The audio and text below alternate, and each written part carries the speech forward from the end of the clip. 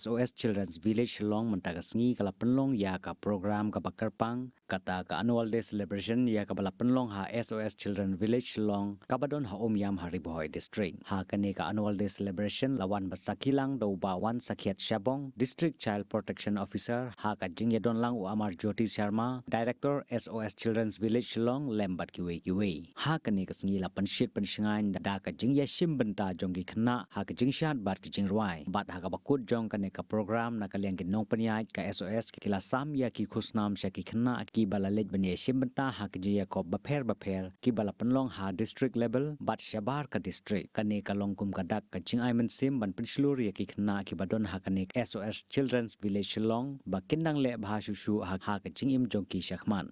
It was on this day in 1964 the first SOS Children's Village was established at Faridabad, Delhi NCR. And since then it's a long journey. And as of now, we have our presence in 22 states of Bharat and Union territories. SOS Children's Villages is a global non-profit childcare organization in the development sector with over 60 years of dedicated services to our children who needs care and services in our family-like environment, besides some other programs. We have flagship programs. For 6 decades, we have gone beyond providing shelter to children who need shelter, care and protection. And at the same time, we ensure the holistic development, long-term care and strong foundation for every child at our care. Apart from the children home, because we are registered as a CCI, our wide range of care interventions also includes some other programs. We call it a group foster care or family-like care, this campus where you are presently with us.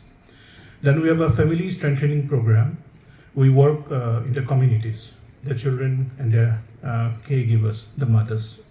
Then we have a program called Kin Sick Care, where children, they don't have their parents, but they live with their nearest kith and kin, maybe uncle, aunt, or brothers, senior brother, sister. We have also short stay homes, provision of short stay homes, which we started actually post-COVID. So for a very short period of time, say 15 days, 1 month, or even for a night, if accommodation is required for a very needy child, we can provide the short stay home facility. And of course, education and youth skilling, emergency child care, whenever there is a man-made or natural calamities, we are there.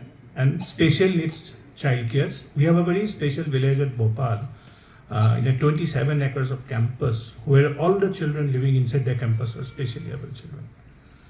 Across the country, we operate, as I said, 32 SOS Children's Villages we have in 22 states and UTs, coordinated through our national office, which is located in Basant Kunj in New Delhi. We are a part of our SOS Children's Villages international movement, which started in the year 1949 post Second World War, and presently SOS presence are in 135 countries. Now coming to Shillong, of course Umiam. The story of SOS Children's Village Shillong since its inception in 1999 is a shining example of new love and care can transform lives. Nestled in the Shillong hillock overlooking the majestic Umiam Lake, we can see that side. Our village stands on 11.4 acres of land, the entire hillock, in a peaceful surrounding, a perfect home for children to grow, heal, and dream.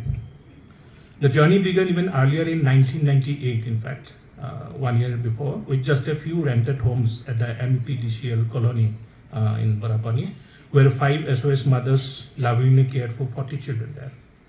Resources were limited at that point of time, challenges were many, but love was abundant. And in 1999, formally the village moved to its present campus, this campus, and the foundation of a thriving community was laid. Today, SOS Children's Village Shillong is home for 142 children as on today, growing up in 12 family homes, 2 youth homes, we call it small group homes, where boys in between 14 years to 18 years they live, and 65 young adults who are 18 plus until 23 years of age or 21 years of age. We call it supervised independent living SIL. They are living in different hostels, PGs and rented accommodations outside. Like 12, 13 years, I'll be I'll be working as a DCPO, District Child Protection Officer, and I'll be part I'll be part with the SOS family, because I feel like it is befitting if I call them family, because I've seen the children, they address each other as brother, sister, and the caretaker as mother, and then yes, so I think like it is befitting if I call the SOS village itself as a family. So I've been working as a district child protection officer for past 10 years now, almost 11 years now. So I'm quite fascinated with the SOS village. Uh, when I first came to SOS village Umiam, I mean everybody, I think everybody will say the same. We are mesmerized by the beauty of the village. I mean it is complemented by nature and the iconic Umiam Lake.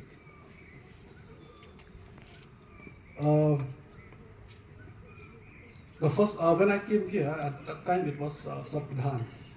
So I got to interact with some of the children at that time and the mother as well. So I can see that bond, the sibling share, and the mother. And I think they have aunt also, auntie. I think auntie, and maybe I don't know, uncle is there. Oh, okay. You can see it through the laughter, the smile. I think when I came here, it was not a school day. I think it might be a holiday because the children were here in the home. And then the mother was there, and then they were offering me tea, and then we were talking and smiling. Because at that time I was in West Kharsail district.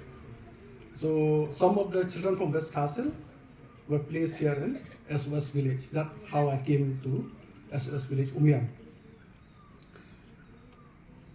Fascinated with SOS village because one thing I have to talk about Mission Watsali a bit, because the concept of family base in SOS village,